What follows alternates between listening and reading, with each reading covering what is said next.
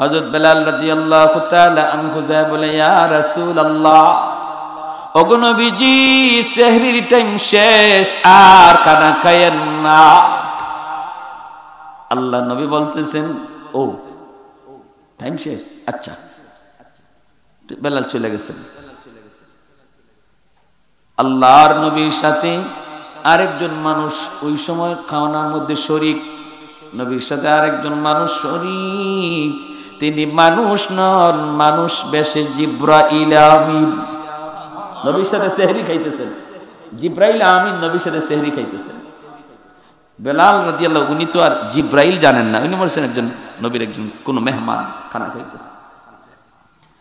একটু পরে হযরত বেলাল আবার আসলেন। আচ্ছা নবীর তো বইলা আসলাম, টাইম শেষ, আচ্ছা এখন গিয়ে দেখি আজানের টাইম তো হয়ে গেছে, আর মাত্র কিছু বাকি। দ্বিতীয়বার আসছেন, আইসা দেখেন আল্লাহর নবী এখনো সেহরি খাইতেছেন। বেলাল রাদিয়াল্লাহু তাআলা আনহু কয়, ইয়া রাসূলুল্লাহ, ওগো নবীজি, সেহরির টাইম শেষ, আর খাইয়েন না। নবী বলেন, আচ্ছা। তিনি এই বইলা চলে গেছে। তৃতীয়বার হযরত বেলাল আসলেন, আইসা দেখেন মায়ের নবী এখনো খাইতেছেন। হযরত বেলাল তৃতীয়বারের সময় বলতেছে, ইয়া রাসূলুল্লাহ, খোদার কসম, ওই শুনলেন, ইয়া রাসূলুল্লাহ, খোদার কসম, সেহরির টাইম শেষ, আর খানা খায়েন না। যেই মাত্র তিনি বলছেন খোদার কসম সেহরির টাইম শেষ, এমনি মায়ার নবী বলতেছে, তাড়াতাড়ি রাখো রাখো রাখো রাখো রাখো, আমার বেলাল কসম করে ফেলছে, রাখো। সাথে সাথে যা ছিল আর ভিতরে দেন নাই, এখানে পানি খাইয়া উঠে গেছেন। ফজরের নামাজ নবী পড়াইলেন, নামাজ পড়ায় নবী মিম্বরে উঠলেন। মিম্বরে উঠে নবী বলতেছেন, সাহাবীরা রে, যার যার জায়গায় তোমরা বসা থাকো, আজকের ঘটনাটা তোমরা একটু শোনো। আমার বেলাল দুইবার যায় আমাকে বলছে, ও বেলাল, প্রথমবার তুমি যখন যায় বলছো সেহরির টাইম শেষ, এই সময়ও জিব্রাইল আমার সাথে খানা খান, আর জিব্রাইল আমাকে বলতেছেন, নবী গো, টাইম আরো আছে, খানা খান। বেলালের কথা শুনবেন না, আমি জিব্রাইল আছি না এখানে। দ্বিতীয়বার যখন বেলাল তুমি যা বলছো টাইম শেষ, তখনও জিব্রাইল কয় না আরো আছে, খান। তৃতীয়বার তুমি যখন বলছো সেহরির টাইম শেষ, তখনও কিন্তু জিব্রাইল বলেন, নবী গো, টাইম কিন্তু আরো কিছু আছে। কিন্তু আল্লাহ পাক রব্বুল আলামিন বেলালের কসমের ইজ্জত রক্ষার্থে আল্লাহ পাক টাইম থাকা সত্ত্বেও টাইমটাকে অফ করে দিছে। সুবহানাল্লাহ, জোরে কর। কারণ বেলাল আল্লাহর কাছে এত দামি, এত দামি, এত দামি মানুষের একটা কসম। আল্লাহ পাক সম্মানী মানুষের কসমকে পুরা করেন আল্লাহ নিজে। এজন্য আল্লাহ পাক বেলালের কসমকে সম্মান দেওয়ার খাতিরে টাইম থাকা সত্ত্বেও আল্লাহ টাইমটাকে অফ করে দিয়েছেন। সেই বেলাল তিনি ছিলেন মাত্র একজন হাবশী গোলাম, উমাইয়ার গোলাম, বকরি রাখালি করতেন। আর সেই বেলাল এত দামি হলেন, তার কসমের ইজ্জতে আল্লাহ পাক সেহরির টাইমকে অফ করে দেন। সুবহানাল্লাহ। আমার ভাইয়েরা, বন্ধুরা, যুবক, হাসরের ময়দানে একজন মানুষ জাহান্নামের ফয়সালা হয়ে যাবে। এই লোকটা জাহান্নামের দিকে রওনা দেয়, জাহান্নামের দিকে যায়, কিন্তু বারবার শুধু পিছনের দিকে তাকায়া আল্লাহকে দেখে। রব্বুল আলামিন যখন দেখলেন বারবার শুধু বান্দা পিছনের দিকে তাকায়, আল্লাহ আবার তারে ডাক দিয়ে আনবেন। আইলা মালিক জিজ্ঞেস করবে, বান্দা, জাহান্নামের ফয়সালা হয়ে গেল, তুমি জাহান্নামে যাবা, তোমার তো ফয়সালা জাহান্নাম, যেতে হবে তোমাকে জাহান্নামে, কেন তুমি বারবার পেছনে তাকাইতেছ? লোকটা যে জবাব দিয়েছে, এই জবাব আল্লাহর বড় পছন্দ হয়ে গেছে। জবাবটা দেয়, মালিক, দুনিয়াতে উলামায়ে কেরামের জবানে শুনেছি তোমার নাম রহমান, তোমার নাম হলো রহিম, আরো শুনেছি হাসরের মাঠে তোমার কুদরতি কলিজায় 99 ভাগ দয়া মায়া তোমার কুদরতি কলিজায় থাকবে। ও মালিক, কেন জানি আমার মন বলে, কেন জানি আমার মন বলে আজ হাসরের ময়দানে তুমি তোমার রহমান রহিম নামের খাতিরে আমাকে মাফ করে দেও কিনা, এই আশায় শুধু বারবার তোমারে দেখতেছি।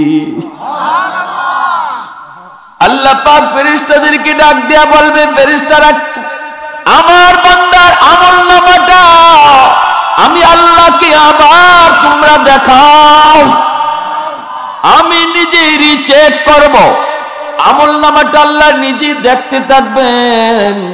দেখতে দেখতে আল্লাহ পাক রব্বুল আলামিন তখন দেখবেন, ওই যে দেখা যায় আহলে হক মাহফিলের এক কোণার ভিতরে তুমি বসা, এরকমই কোন এক মজলিসে তুমি বসা, যেই মজলিসটা ছিল আল্লাহর গুণগানের, যেই মজলিসটা ছিল জিকিরের, যেই মজলিসটা ছিল কোরআন হাদিসের আলোচনার।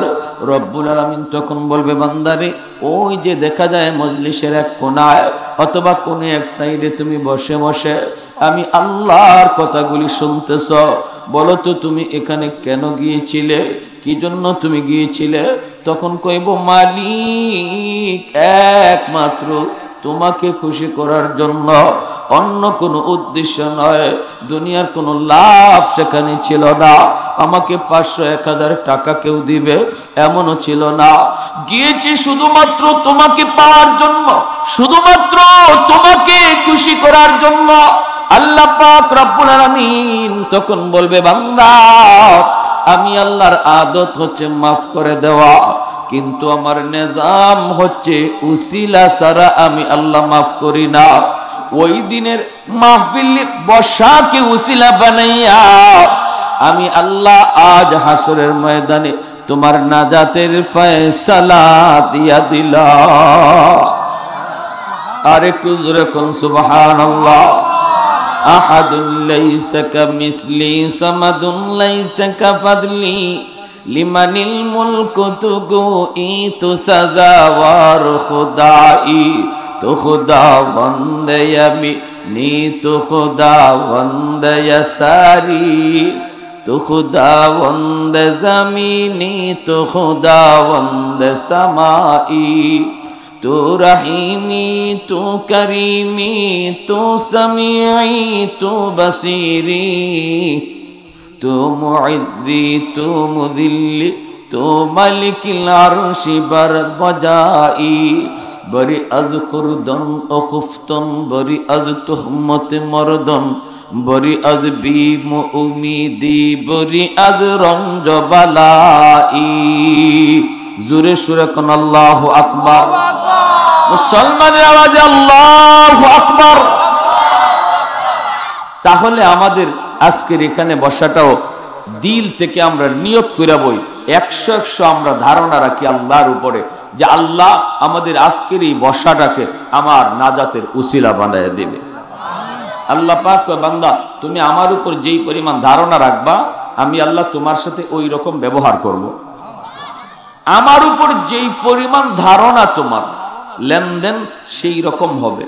আমরা যদি আল্লাহর উপর এখানে বসে 100 আশা রাখি, আল্লাহ আমার 100 আশা, আজ আমি তোমার কাছে মাফি পেয়ে যাইমু, এই আজকের বসাকে আমার উসিলা হিসাবে কবুল করবা। আল্লাহকে, বান্দা তুই আমার উপরে 100 ইয়াকিন করছস, যা আমি তোর সাথে লেনদেনও এইভাবে করলাম, মাফ করে দিলাম। প্যারে হাজরি, তওবার নিয়তে বসবো। কিসের নিয়তে? তওবার নিয়তে। বসার আগে জীবনে যত গুনাহ হইছে, আসতেছি আর বসতেছি আর এই নিয়ত করে বসি, আল্লাহ আর জীবনে যতদিন হায়াতে বাঁচি মালিক আর গুনাহ করবো না, পাক্কা ইরাদা আমার, আমি আর গুনাহ করবো না। এই নিয়তটা করে এখানে বসবো।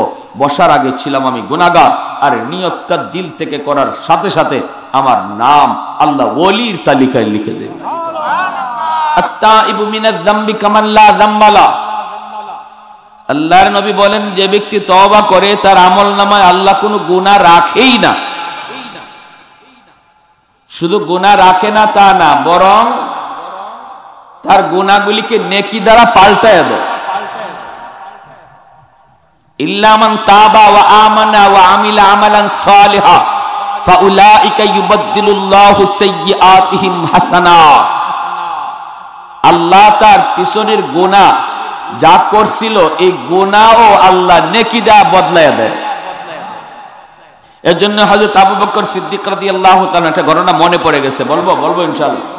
আবু বকর সিদ্দিক রাদিয়াল্লাহু তাআলা আনহু একদিন হযরত ওমর ফারুক রাদিয়াল্লাহু তাআলা আনহুকে বলতেছেন, ভাই ওমর, তোমার নেকি আমার চেয়ে অনেক বেশি। আবু বকর বলতেছেন হযরত ওমর ফারুক রাদিয়াল্লাহু তাআলা আনহুকে যে, ভাই ওমর, তোমার নেকি আমার চেয়ে অনেক বেশি। তো হযরত ওমর ফারুক রাদিয়াল্লাহু তাআলা আনহু বলতেছেন, এটা আপনি কি কোন? আপনি উম্মতের শ্রেষ্ঠ ব্যক্তি। হযরত আবু বকর সিদ্দিক রাদিয়াল্লাহু তাআলা আনহু তিনি হযরত ওমর ফারুক রাদিয়াল্লাহু তাআলা আনহুকে বলতেছেন, দুজনই আমার নবী, মায়ার নবীর শ্বশুর। আবু বকর সিদ্দিক রাদিয়াল্লাহু তাআলা আনহু আর হযরত ওমর ফারুক রাদিয়াল্লাহু তাআলা আনহু দুজন মায়ার নবীর কি হন? জোরে বলেন না কি? চার খলিফার প্রথম দুইজন শ্বশুর আর পরের দুইজন দামান, পরের দুইজন, চারজনের প্রথম দুইজন শ্বশুর, পরের দুইজন দামান। তো আবু বকর সিদ্দিক রাদিয়াল্লাহু তাআলা আনহুর দাম হলো উম্মতের মধ্যে সবচেয়ে দাম বেশি। নবীর উম্মতের মধ্যে সবচেয়ে বেশি দামি হলেন হযরত আবু বকর সিদ্দিক রাদিয়াল্লাহু। কিন্তু সে আবু বকর ওমর ফারুক রাদিয়াল্লাহু তাআলা আনহুকে বলতেছেন, ভাই ওমর, তোমার নেকি আমার চেয়ে অনেক বেশি। হযরত ওমর বলতেছেন, কেমনে? আবু বকর সিদ্দিক রাদিয়াল্লাহু তাআলা আনহু তখন বলেন, ভাই ওমর,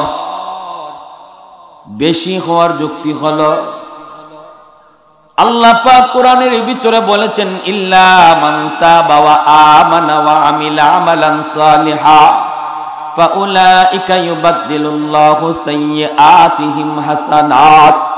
রব্বুল আলামিন তওবাকারী যখন তওবা করে, ঈমান আনে, নেক আমল করে, তখন আল্লাহ পাক রব্বুল আলামিন তার পিছনের জীবনের সব গুনাহ নেকি দ্বারা পাল্টায় দেন। এরে ওমর, তোমার পিছনের জীবনের আমি আবু বকরের চেয়ে অনেক গুনাহ বেশি। তোমার গুনাহ আমার চেয়ে অনেক বেশি ছিল। ঈমান আনার আগে অন্যায় করেছো তুমি আমার চেয়ে অনেক বেশি। কিন্তু যেই মাত্র তুমি ঈমান এনেছো, আমল করেছো, আল্লাহ পাকের কাছে তওবা করেছো, সাথে সাথে আল্লাহ পাক তোমার পিছনের জীবনের ওই গুনাহগুলি নেকি দ্বারা পাল্টায় দিছি। পিছনের জীবনে গুনাহ বেশি হওয়া নেকিও তোমার বেশি হইয়া গেছে।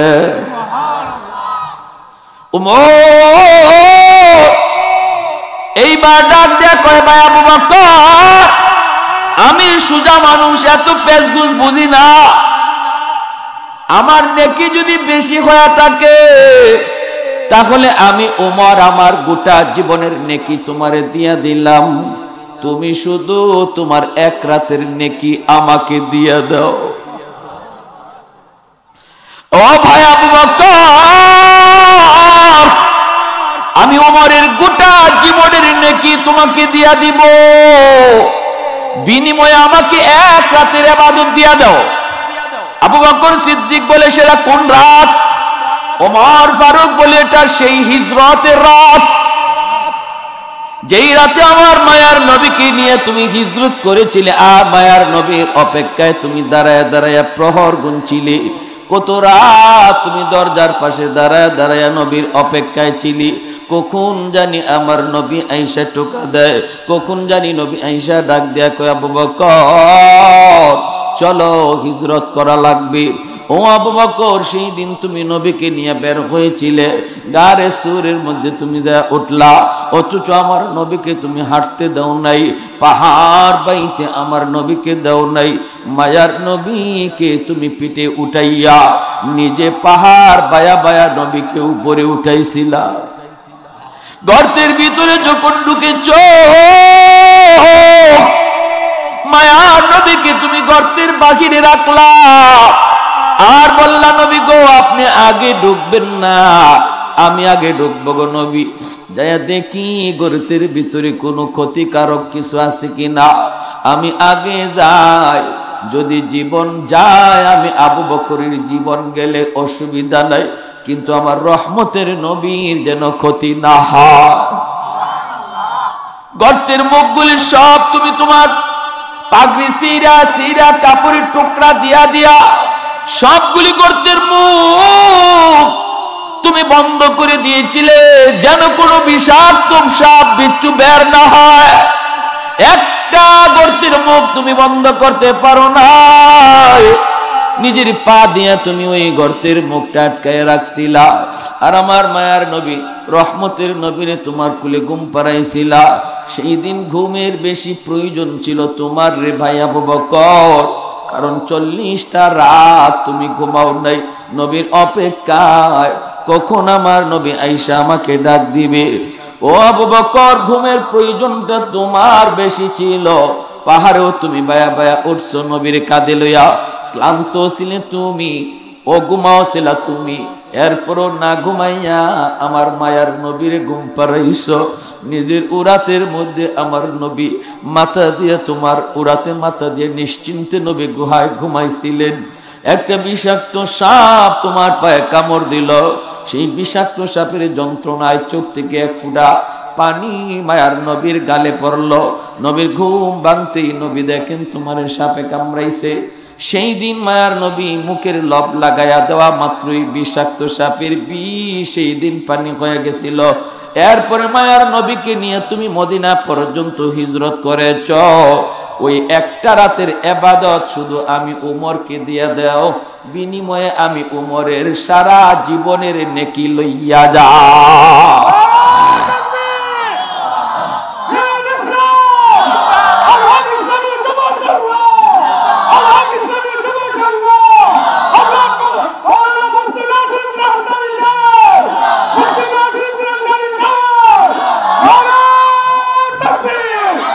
कौनैन मुख्तार खुदा तुमको बनाया, कौनैन मुख्तार खुदा तुमको बनाया, उम्मत का निगाहबान खुदा तुमको बनाया, उम्मत का निगाहबान खुदा तुमको बनाया। मौला मेरा आका मेरा रहमत की नबी है, ताजदार मदीना के तो माहे अरबी है। अशजार ने देते हैं नबूवत के शहादात, तशकीक कमर में है तो अंगुल की इशारात, तशकीक कमर में है तो अंगुल की इशारात। एक जोरे से रखो अल्लाहु अकबर। আবু বকর সিদ্দিক রাদিয়াল্লাহু তাআলা আনহু কয়, ভাই উমর, ভালো প্রস্তাব দিয়েছো, আমার এক রাতে আমল তোমার সারা জীবনের আমল পাল্টা পাল্টি, কিন্তু আমার ওই রাতে কি পরিমাণ আমল, ওই রাতে আমি আবু বকরের কি পরিমাণ নেকি হইছে আমি নবীর কাছ থেকে একটু জানি, পাল্টাইলিম বদলাইলিম, তবে আমার নবীর কাছ থেকে একটু জানি এই রাতে আমার কিরম নেকি হয়েছে, বুঝতে তো পাল্টানি লাগবে, যদি আবার লসে পড়ি। দুজন আল্লাহ নবীর কাছে হাজির। আল্লাহ নবী রহমতের নবী বলেন, আবু বকর ওমর, কেন নবীর কাছে এসেছো, কি জন্য? সাথে সাথে আবু বকর সিদ্দিক রাদিয়াল্লাহু তাআলা আনহু তখন বলে, ইয়া রাসূলুল্লাহ, ওগো নবীজি, আমরা একটা পাল্টা পাল্টি করতে চাই, বদলা বদলি করতে চাই। আল্লাহর নবী বলে, কি পাল্টা পাল্টি করবা, কি তোমরা বদলা বদলি করতে চাও? সাথে সাথে আবু বকর সিদ্দিক বলেন, ইয়া রাসূলুল্লাহ, আমি আবু বকরের এক রাতের ইবাদত উমর নিতে চাই, আর উমরের গোটা জিন্দেগীর ইবাদত আমারে দিতে চায়। মায়ার নবী দয়ার নবী কয়, আবু বকর, সেটা কোন রাত? বলে, নবী কয়, হিজরতের রাত। সুবহানাল্লাহ। আল্লাহ নবী রহমতের নবী কয়, আবু বকর, পাল্টাইবা কি পাল্টাইবা না সেটা তোমার বিষয়, আমি জানি না, এটা তোমাদের দুজনের বিষয়। তবে আমি বলি, শুনো, শুধু ওমর নয়, গোটা উম্মতের নেকি যদি এক পাল্লায় রাখা হয়, আর তোমার এক রাতের ইবাদত আর নেকি যদি এক পাল্লায় রাখা হয়, তোমার এক রাতের পাল্লা ভারী হয়ে যাবে। আর একটু জোরে করুন সুবহানাল্লাহ। এজন্য আমার ভাইয়েরা মনে রাখবেন, এজন্য বলতেছি আজকে তওবা করার নিয়তে যদি এখানে বসি, এই কথা শোনা মাত্র আবু বকর সিদ্দিক বলতেছে, ভাই উমর মাপ চাই। কি গো মাপ চাই? না না, পাল্টাইলে আমার তো ঠগা হইব। না না, এজন্য আমরাও এখানে বসবো, নিয়ত করব তওবার নিয়ত। তওবার নিয়ত যদি করি আল্লাহর গোলাম, তাহলে আল্লাহ পাক আমার পিছনের গুনাহগুলির নেকি দ্বারা বদলায় দিবে। কারা কারা তওবার নিয়তে বসতে রাজি? হাত তুলে আল্লাহরে দেখান। আল্লাহ তুমি প্রতিটা হাতকে কবুল করো, জোরে বলি আমিন, আরো জোরে বলি আমিন। আল্লাহ পাক মানুষকে অনেক সম্মানী করে বানাইছেন। ওয়ালাকাদ কাররামনা বানি আদম, মানুষের সম্মান, মানুষের ইজ্জত আল্লাহ পাক ফেরেশতার চেয়েও বেশি দিবেন। ফেরেশতার চেয়েও মানুষের দাম বেশি, যেরকম সুবহানাল্লাহ। কিন্তু এই দামটা কিসের? এই দামটা কোন কারণে? কারণ হলো একমাত্র আল্লাহর বন্দেগী, একমাত্র আল্লাহর গোলামি। ফেরেশতারা আল্লাহর বন্দেগী করে, তারা বন্দেগী করতে বাধ্য, না করার কোন ইচ্ছাই তাদের অন্তরে জাগে না। আল্লাহর নাফরমানি করার কোন ইচ্ছাই ফেরেশতাদের অন্তরে জাগে না। কিন্তু মানুষের অন্তরে আল্লাহ পাক আল্লাহর বন্দেগী করার ইচ্ছাও দিছে, নাফরমানি করার ইচ্ছাও দিয়ে দিছে। গুনাহ করতেও মন চায়, নামাজ পড়তেও মন চায়, দুটোটারই ইচ্ছা আছে, ঠিক না?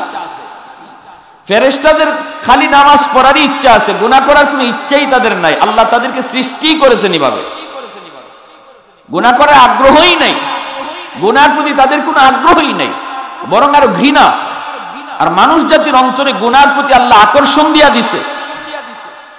এরপরে যেই মানুষ গুনাহর প্রতি আকর্ষণ থাকার পরও যে মানুষ গুনাহ করে না, আল্লাহর বন্দেগী করে, ওই মানুষটার দাম আল্লাহ ফেরেশতার চেয়েও বেশি বাড়ায়া দেয়।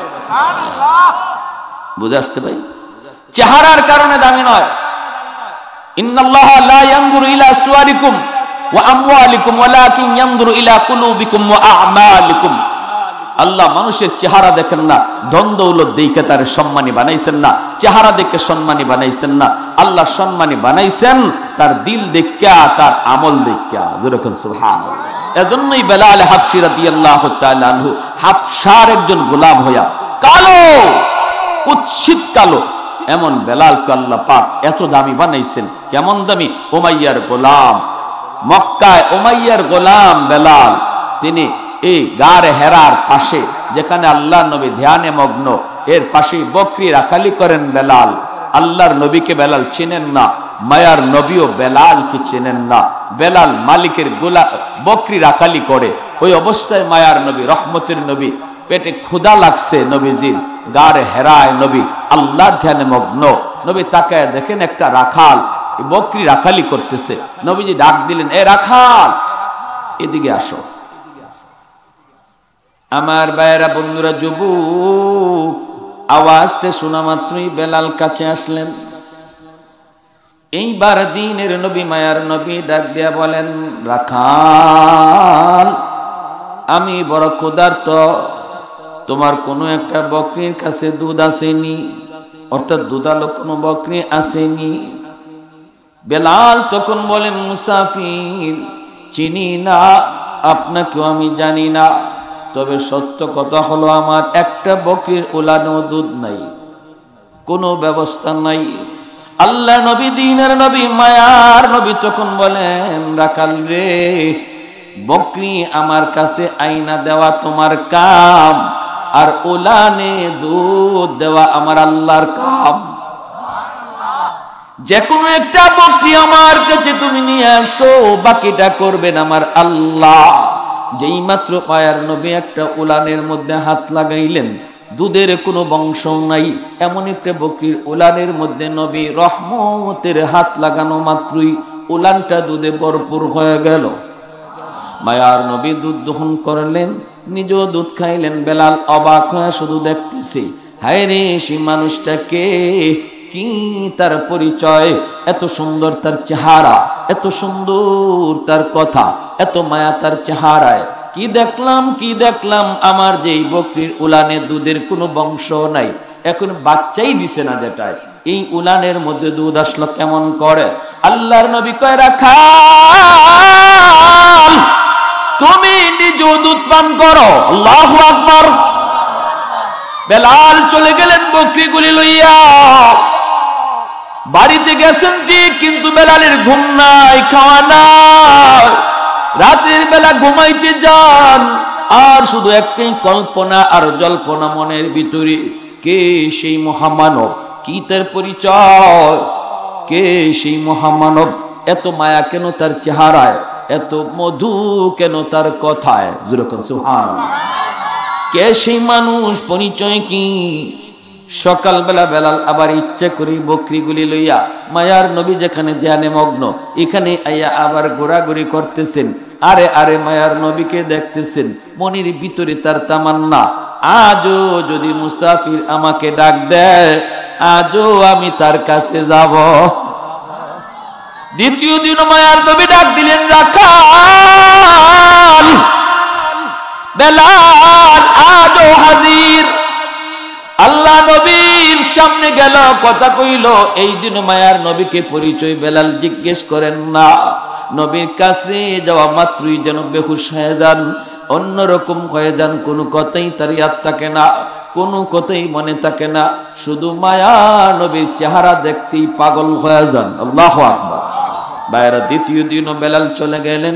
তৃতীয় দিন বেলাল রাতের বেলা ঘুমায় না, খাওয়া নাই, গোসল নাই, ঘুম নাই, কি যেন একটাই তার চেহারার মধ্যে চোখের সামনে শুধু ভাসতেছে।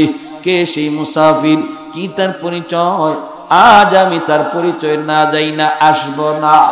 আজ কোনো পরিচয় না যাই না, আসব না। তৃতীয় দিন আল্লাহ নবীর কাছে আইসা বেলাল নিজেই ডাক দিয়া কয়, ওগো মুসাফির, পরিচয়টা আজও জানা হলো না। সাহস করে আমি বলে ফেললাম, আপনি কে গো, কি আপনার পরিচয়? আপনার চেহারা এত মায়া, এত মায়া, আপনার কথা এত মধু কেন? কি আপনার পরিচয়, আপনি কে? আল্লাহর নবী তখন বলেন, নবী বলেন, তোমার নাম কি? বলে, আমার নাম বেলাল। কি করো তুমি? আমি একজন গোলাম। কার গোলাম? উমাইয়ার গোলাম।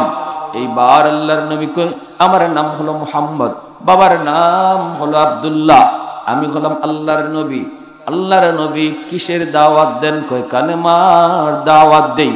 এই কথা বলা মাত্রই বেলাল কয়, তাহলে সবার আগে আমার হাতটা আপনার হাতে রাখলাম, আমাকে এই মুহূর্তে কালেমা পড়ায় মুসলমান বানায় দেয়। খবর রটে গেল, মালিকের কানে চলে গেল। উমাইয়া নির্যাতন শুরু করলো।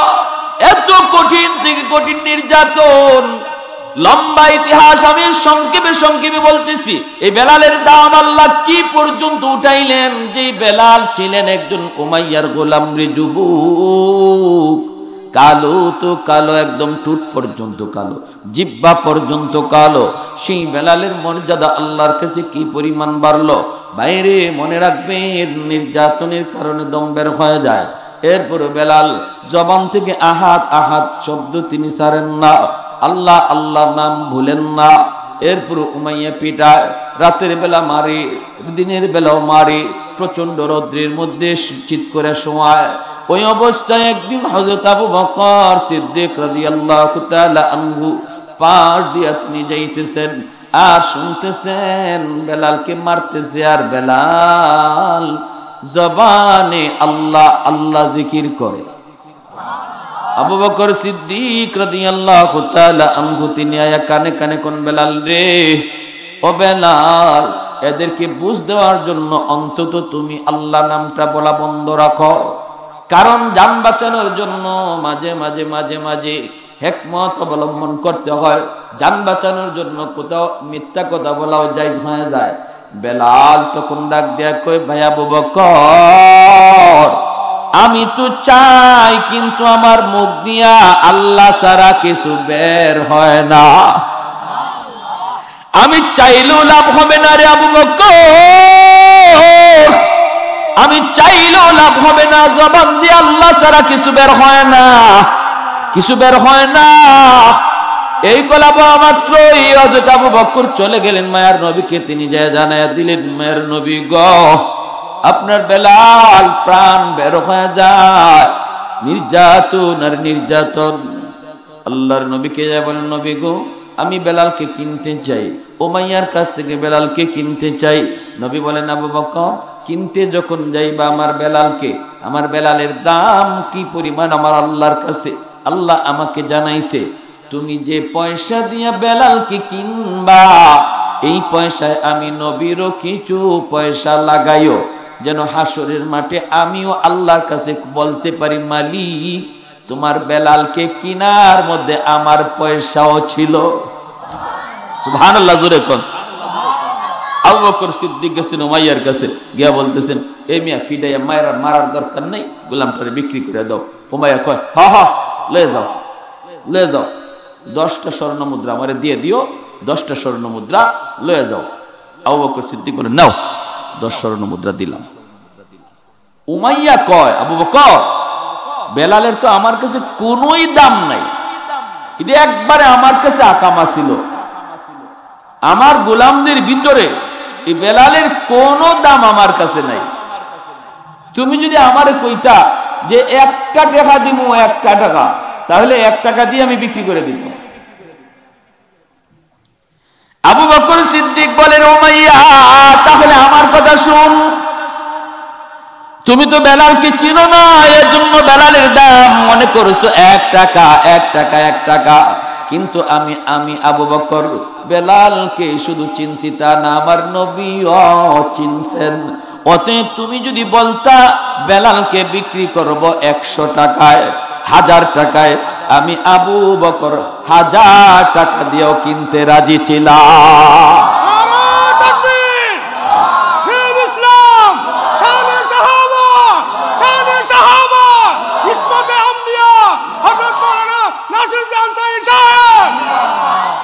ভাইরা আমার, আবু বকর কয়, মানিকে মানিক চিনে, রতনে রতন চিনে, ঠিক না? আরে বেটা, তুই কি চিনবে কোনটা মাটির চাকা আর কোনটা স্বর্ণের চাকা? আমি আবু বকর চিনছি বেলালকে, এজন্য তুই কোস 1 টাকা হইলেও বিক্রি করে দিতে, আর আমার কথা হন, তুই 1000 টাকা চাইলেও আমি নিতাম। সুবহানাল্লাহ। উমাইয়া কইতে তো লসই করলাম দেখা যায়, হ্যাঁ, লসই। ভাইয়ের আমার, হযরত বেলাল আল্লাহর নবীর কাছে আবু বকর সিদ্দিক রাদিয়াল্লাহু তাআলা কিনে নিয়ে গেলেন নবীজির কাছে। নেওয়া মাত্রই হযরত বেলাল নবীজির পার্সোনাল সেক্রেটারি, পিএস হয়ে গেলেন। এরকম সুবহানাল্লাহ। মায়ার নবীর পিএস, অর্থাৎ আল্লাহর নবীর সাথে কেউ দেখা করতে হলে সবার আগে বেলালের অনুমতি নিতে হতো। মুনতাজিমে বাইত রাসূলুল্লাহ সাল্লাল্লাহু আলাইহি ওয়াসাল্লাম, সেই বেলাল আল্লাহর নবীর ঘরের নবীর পার্সোনাল সেক্রেটারি। কেউ যদি কোথাও নবী কোথায় আছেন এটা যদি আর কেউ নাও জানে, বেলাল জানতেন, বেলাল জানতেন। মসজিদে নববীর মুয়াজ্জিন হলেন, আমার নবী ইমাম হলেন। বেলাল তিনি ফজরে আজান দিবেন, রমজান মাস, সেহরির টাইম শেষ, আজান দেওয়ার আগে বেলাল দেখি আমার নবী সেহরি খাইয়া শেষ করছেন, কারণ আজানটা দিয়েই তিনি আল্লাহ নবীর কাছে যাইতেন, নবী ঘুম থেকে উঠছেন কিনা, নবী ঘুম থেকে উঠছেন কিনা। একদিন তো উঠতে উঠতে দেরি হয়ে গেছে, কেউ নবীরে ডাক দিতে সাহস পায় না, সবাই কয় বেলাল তুমি যাও। ইনি কয় আমি যাইমু তো নবীরে ডাক দিমু কেমনে, ফর্সা হয়ে যেতেছে, সূর্য উঠতে যাইব, নবী এখনো ঘুমাইতেছেনি, ফজরের নামাজ নাই। মসজিদের সমস্ত সাহাবায়ে কেরাম অপেক্ষায়, আবু বকর সিদ্দিক, হযরত ওমর, সাহাবায়ে কেরাম মসজিদে অপেক্ষায়, ফজরের নামাজ পড়বেন, নবী নামাজ পড়াইবেন, এদিকে সূর্য উঠার ভাব ধরে লইছে, নবী এখনো ঘুমাইতেছেন। এজন্য ইমাম সাহেব যদি মাঝে মাঝে ঘুমায় থাকে, রাগ করেন না, রাগ করেন না। আমার নবীর ফজরের নামাজ কাজাও হয়েছে সাহাবায়ে কেরামের জামাত লইয়া। আল্লাহ নবী শুধু বলছিলেন বেলাল ডাক দিও। হযরত বেলাল রাদিয়াল্লাহু যুদ্ধ থেকে ফেরার পথে একটা মরুভূমির প্রান্তরে যে ডাক দিও ফজরের সময়। হযরত বেলাল রাদিয়াল্লাহু তাআলা উনি তো ডাক দিবেন ফজরের সময়, ক্লান্ত সবাই, কিন্তু উনারও ঘুম ধরে নিছে। শেষ পর্যন্ত নবীজির ঘুম ভাঙছে, সূর্যের আলো পড়ছে নবীর চেহারায়, তখন ঘুম ভাঙছে। আল্লাহ নবী বলে, বেলাল কি ব্যাপার, ফজরের নামাজ গেল কই? বেলাল বলে, ইয়া রাসূলুল্লাহ, শয়তান আমার চোখেও ধোঁকা দিয়া দিছে।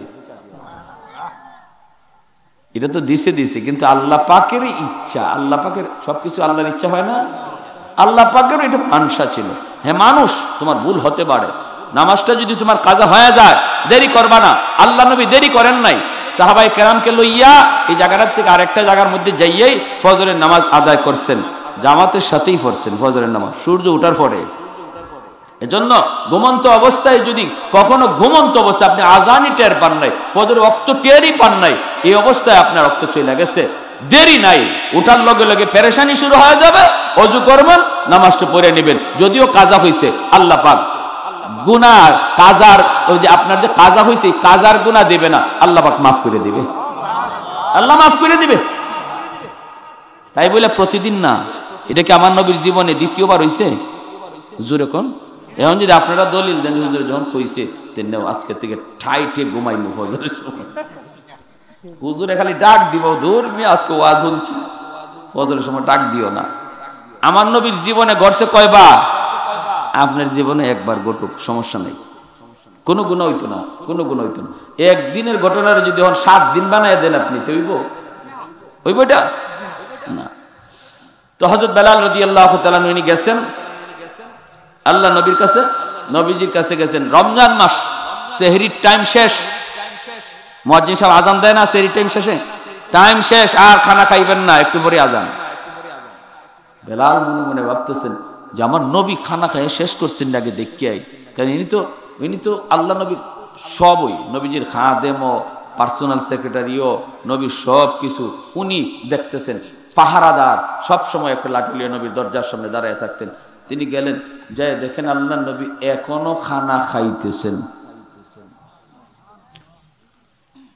হযরত বেলাল রাদিয়াল্লাহু তাআলা আনহু যায় বলে, ইয়া রাসূলুল্লাহ, ওগো নবীজি সেহরির টাইম শেষ, আর খানা খায়েন না। আল্লাহ নবী বলতেছেন, ও টাইম শেষ, আচ্ছা। বেলাল চলে গেছেন। আল্লাহর নবীর সাথে আরেকজন মানুষ ওই সময় খাওয়ানোর মধ্যে শরীক, নবীর সাথে আরেকজন মানুষ শরীক, তিনি মানুষ নন, মানুষ বেশে জিব্রাইল আমিন নবীর সাথে সেহরি খাইতেছেন, জিব্রাইল আমিন নবীর সাথে সেহরি খাইতেছেন। বেলাল রাদিয়াল্লাহু, উনি তো আর জিব্রাইল জানেন না, উনি বলছেন একজন নবীর একজন কোন মেহমান খানা খাইতেছে। একটু পরে হযরত বেলাল আবার আসলেন, আচ্ছা নবীর তো বইলা আসলাম টাইম শেষ, আচ্ছা এখন কে দেখি আজানের টাইম তো হয়ে গেছে, আর মাত্র কিছু বাকি। দ্বিতীয়বার আসছেন, আইসা দেখেন আল্লাহর নবী এখনো সেহরি খাইতেছেন। বেলাল রাদিয়াল্লাহু তাআলা আনহু কয়, ইয়া রাসূলুল্লাহ, ওগো নবীজি সেহরির টাইম শেষ, আর খাইয়েন না। নবী বলেন, আচ্ছা। তিনি এই বইলা চলে গেছে।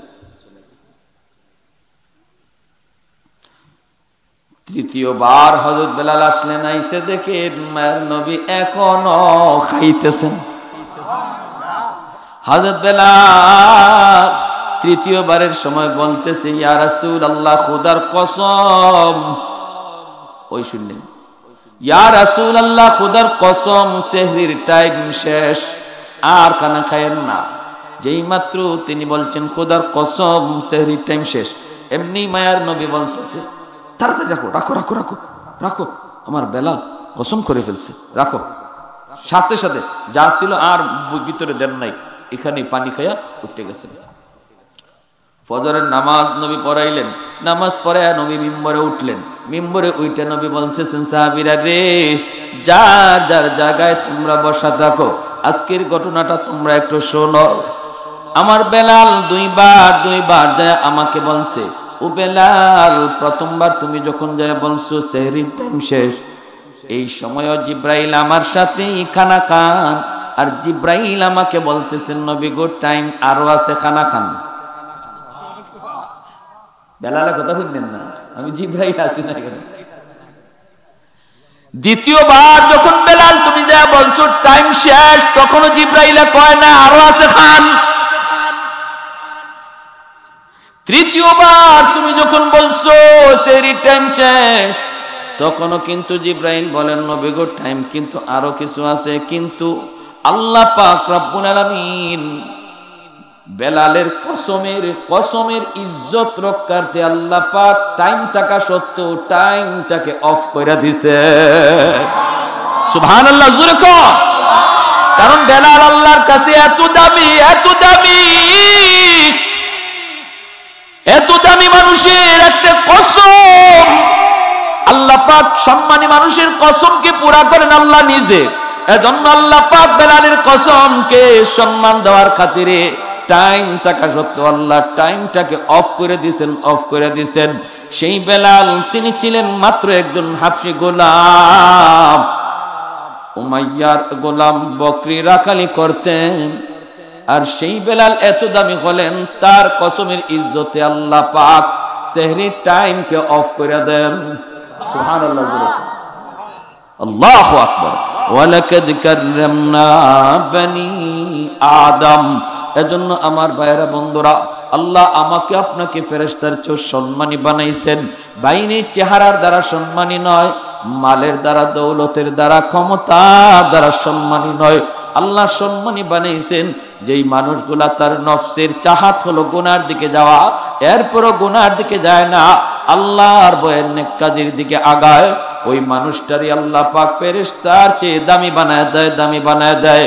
ভাইয়েরা বন্ধুরা, আর যদি সে এইভাবে না চলে, নিজের মন খুশি মতো চলে, যেই মানুষকে আল্লাহ ফেরেশতার চেয়ে দামি ঘোষণা দিছিলেন, সে যখন গুনাহ করে আল্লাহর বন্দেগী না করে, তার দাম আল্লাহ একটা কুকুরের চেয়েও আরো নিকৃষ্ট বানায় দেয়। উলাইকা কাল আনআম বাল হুম আদাল। একই মানুষ এক জায়গায় ওয়ালাকাদ কাররামনা বনি আদম, ফেরেশতার চেয়ে দামি।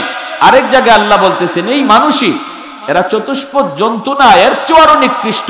তাফসীরি কিতাবে মুফাসসিরিনে কেরাম লেখেন বালহুম আদালের তাফসীর করেছেন আল্লাহর নবী তার হাদিস দিয়ে। আর দুনিয়া জিফা ওয়া তালিবুহা কিলাব, দুনিয়া একটা মরা গরু, আর যারা আল্লাহ ভুইলা যায় দুনিয়া পাইয়া এরা কুকুরের মতো। কুকুর যেমন মরা গরু পাইলে পরে মালিক ভুইলে যায়, সারা দিন খালি মরা গরু খায়, রাত দিন খায়, মালিক ভুইলে যায়। যে মানুষ, যে আল্লাহ এত সুন্দর করে তারে বানাইলেন, মার পেট থেকে খাওয়ায়া দাওয়ায়া, যখন যা প্রয়োজন সব প্রয়োজন পুরা কইরা আল্লাহ তারে বড় করলেন। মানুষ, ওই মানুষটা যখন দুনিয়ার সুদ ঘুষ, দুনিয়ার রং তামাশা, মদ গাঞ্জা পাইয়া ওই মালিককে ভুলে যায়, যে মালিক তার মায়ের পেটে খাওয়াইলো, যে মালিক তার এত আদর করে বড় করলো, সে আর ওই কুকুরের মাঝে কোনো তফাৎ নাই। বুঝে আসছে ভাই? তাহলে আমরা কি নিকৃষ্ট প্রাণী হব, না ফেরেশতার চেয়েও দামি হব?